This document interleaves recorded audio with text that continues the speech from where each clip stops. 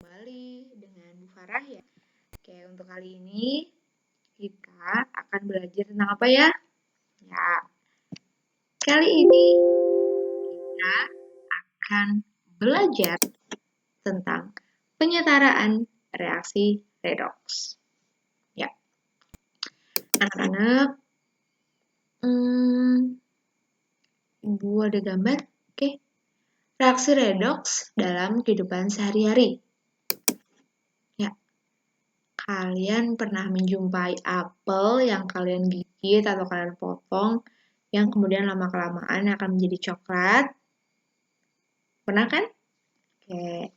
Ataupun besi, pagar gitu, paku yang lama-kelamaan akan menimbulkan karat. Keduanya itu merupakan contoh reaksi redoks dalam kehidupan sehari-hari. Oke. Begitu dekat ya reaksi redoks dengan kehidupan kita.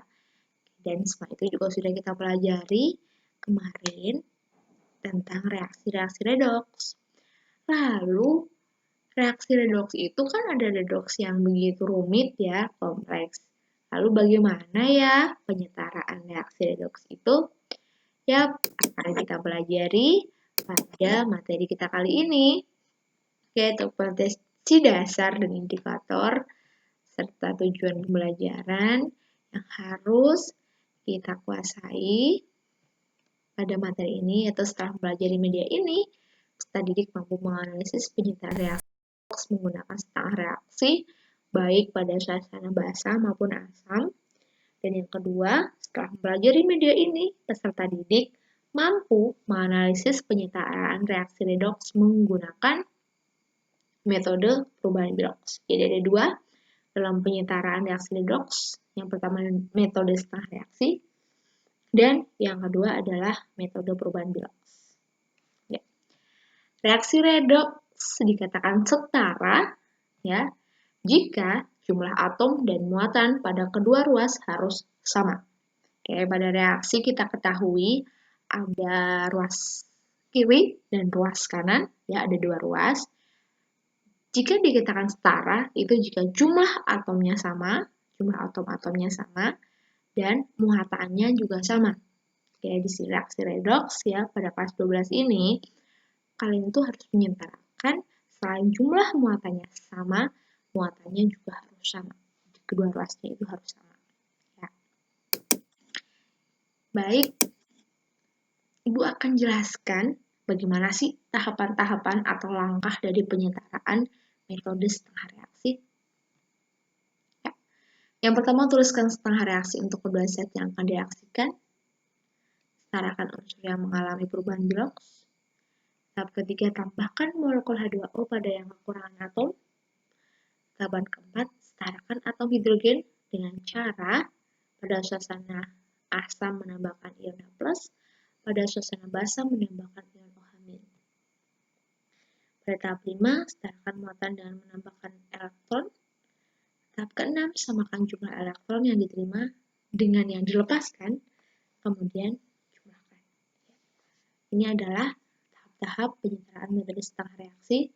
Sudah ada di bahan ajar juga, sudah ada di LKPD yang Ibu linkkan di Google Classroom ya. Kayak ini, Ibu buat media ini supaya kalian tuh lebih mudah. Jadi ada penjelasan dari Ibu ya, kalian secara asinkron mengerjakan LKPD, juga ada yang Ibu jelaskan ya secara verbal Ibu jelaskan.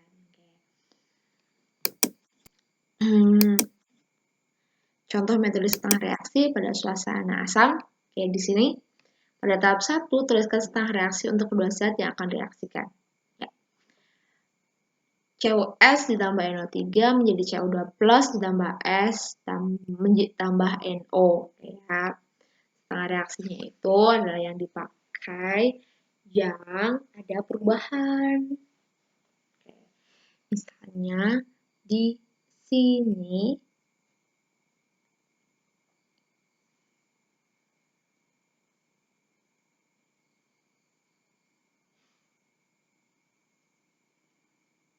ya, seperti ini, S2- ya, kan ini CuS menjadi S ya, CuS menjadi CuS jadi Cu2 plus ditambah S, di mana untuk S-nya itu tetap ya S2 min, di sini Cu-nya Cu2 plus, maaf, S-nya itu S2 min, Cu-nya Cu2 plus, sehingga antara Cu2 plus dan Cu2 plus tidak perlu diperhitungkan pada metode setengah reaksi ini.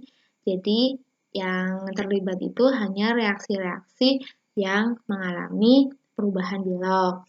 Ya, di sini ada S2 min, ya, S2 min menjadi S, itu adalah oksidasi, reaksi satu oksidasi. Reaksi kedua adalah reaksi reduksi. Oke. Setarakan unsur yang mengalami perubahan Bilox. Oke. Setarakan unsur yang mengalami perubahan Bilox, yaitu S2 min menjadi S, NO3 min, N. Jadi kan S dan S jumlahnya sama, ya. Jadi sudah sama, N ke N-nya juga sama, ya. Nah, karena di sini ya.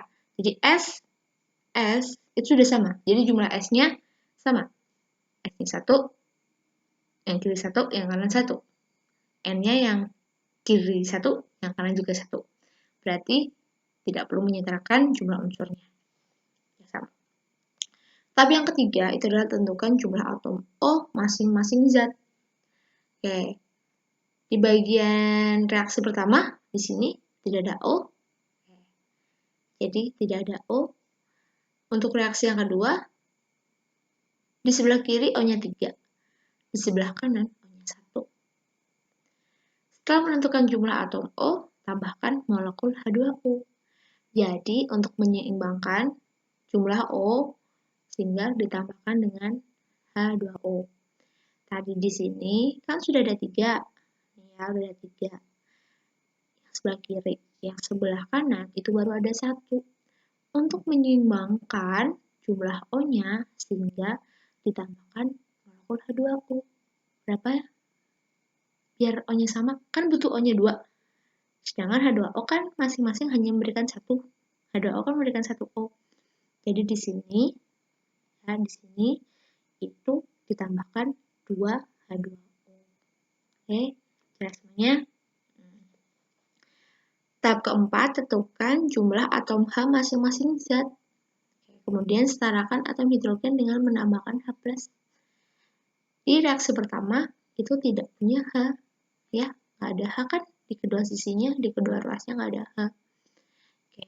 Sedangkan di reaksi yang kedua, kan tadi sudah ditambahkan H2O kan sebelah sini di ruas kanannya. Oke. Di ruas kanannya itu ada 4. Di sini ada 4.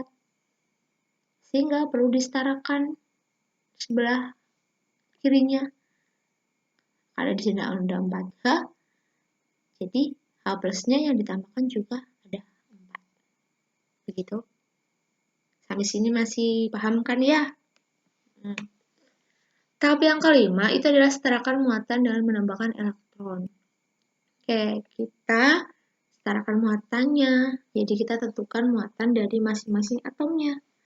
Di S2 min berarti muatannya 2 min, koefisiennya hanya 1.